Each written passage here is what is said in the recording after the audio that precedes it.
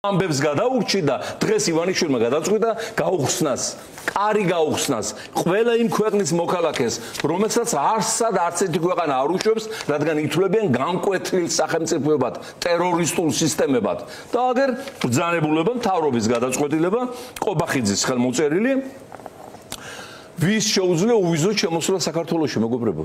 მეტი კოსმოსის ეპოქაში, როდესაც სწრაფად ხდება მოვლენები, რამდენიმე წელში ჩვენ გავიხედავ და საქართველოში არ იცხოვრებს ქართველი, არც სომეხი, არც აზერბაიჯანელი, არც ქურთი, არც ის, ვინც აქ დაიბადა, ამიციშვილია ყველა ოსი, აფსუა. არ იცხოვრებს. იცხოვრებენ აგერ ვინ? ავღანეთის ისლამური რესპუბლიკა. მის მოქალაქეებს შეუძლიათ უფასოდ შემოვიდნენ მთელი წელი საქართველოში. ის ავღანეთი, რომელსაც არავინ არ უშვებს. ყველამ დაკეტა საზღვარი მათთვის და ბოლოს იძულებული გახდნენ ავღანელები, საწყლები ამერიკულ თვითმფრინავებს ზედა კიდებოდნენ ბორბლებზე, ხო გახსოვთ? რომ როგორმე გაეღწიათ ქვეყნიდან. და იმათ აძლევ უვიზო რეჟიმს. არა ხარ მტერი, არა ხარ შახაბაზე უარესი. აბა ვინ ხარ? ბანგლადეშის სახალხო რესპუბლიკა. ეს იმდენადაა სახალხო, რამდენიც მეორე ბისმარკი. მაგრამ ასე ქვია.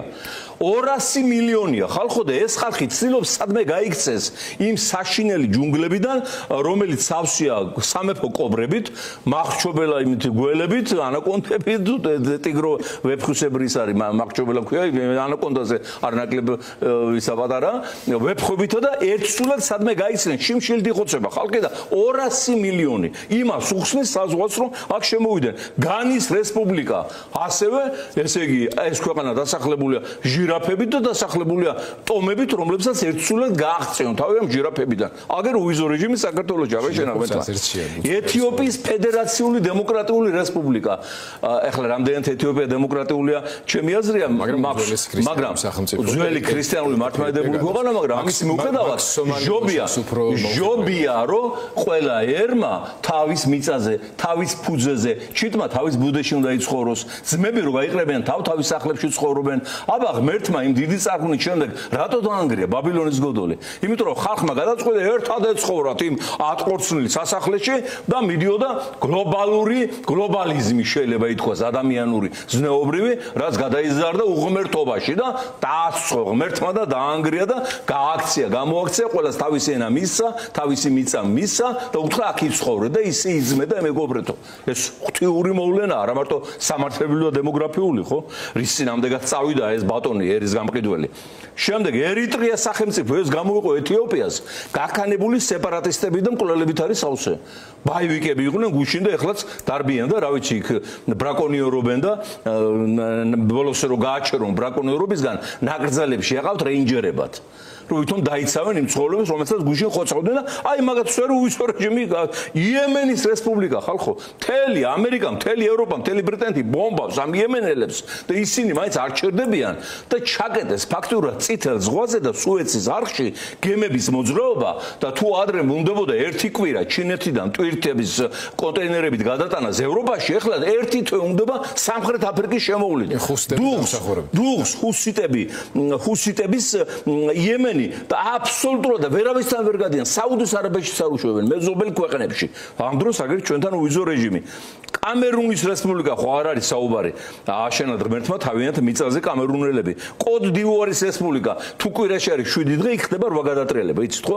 კოდ დივუარში. ვიღაცას ოფიცერს არ მოეწონება რაღაცა, გამოორდება დაამხოს პრეზიდენტ გბამბოს და აწესებს შოკოლადზე და ყავაზე ახალ გადასახადს, მოაგროვებს ფულს, მე ახალ ლეიტენანტი გამოორდება იმას დაამხობს და ეს ხალხი აღარ იცი სად გაიქცნენ და აგერ მისცა ივანიშვილმა გზა საქართველოში. ხო, კონგოს დემოკრატიული რესპუბლიკა. ეს კონგოც ისეთივე დემოკრატია, როგორც მე ვარ იგივე ნაპოლეონი. ეს წარმოუდგენელი ულამაზესი ქვეყანა, მდინარე კონგო ორჯერ გადაკვეთს ეკვატორს და რა თქმა უნდა უნიკალური შიმპანზეებითა და გიბონებითა და აი ამ ადამიანის მსგავსი მაიმუნებით არის სავსე იქაურობა.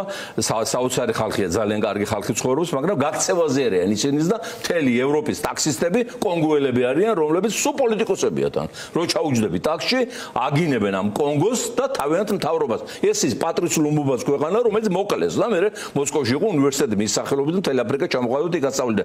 ეგენიც უვიზო ჩემოდიან აქ.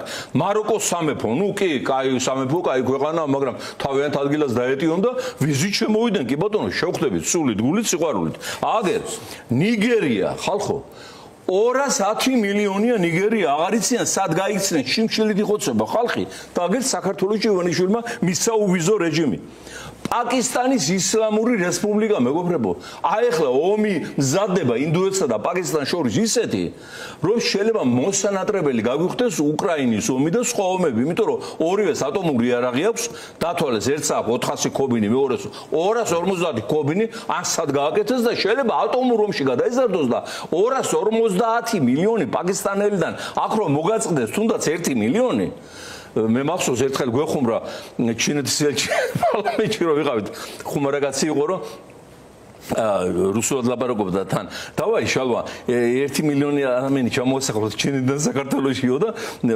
გაიზდებით რომ რაოდენობრივად ხო მე უთხარი ზუსტად ამაზე ოცნებობდი და ამას ვიბრძოდ რომ ჩინელები ჩამოგესახლებინა იმ ჩინეთანაც უვიზო რეჟიმი გვაქვს ბატონში იქაც უვიზოა ხო მილიარდ ნახევრიანი ჩინეთი პერიოდი მახსოვს თბილისის ზღვაზე სადაც ჩინელები აშენებდნენ რა ამბავი რომ აბა ჩინელები ჩამოსახდებიან ამბავი და წინა ხელისუფლების ასე ვთქვათ წინააღმდეგობის ერთ-ერთი ესე ვთქვათ საბაბი და მიზეზი ესეც იყო და ახლა იგივე ხალხი ძალიან მშვიდად ეგუება ამას. ხო, მშვიდად ეგუება, იმიტომ რომ მაგ ბოლოს მე მგონი სომალისთან მიხვალ, სომალია მაგ ჩემპიონი, მაგრამ მშვიდად ეგუება აბადე ბატონო გიორგი, იმიტომ რომ ვიზინა ივანიშვილის ქონება გატანილია ჩინურ ბანკებში, ჩინურ ოფშორულ ზონებში.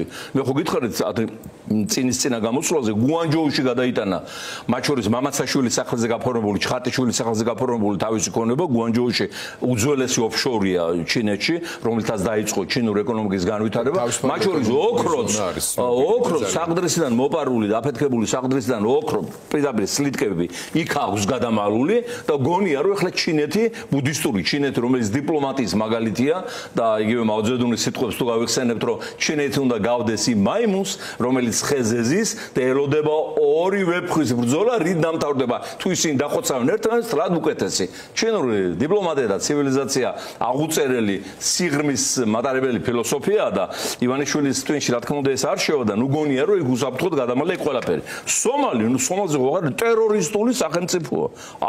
ავღანეთთან ერთად, მეგობრებო. სირიის არაბთა რესპუბლიკა, სადაც არ დამთავრდა ომი და გადატრიალებები.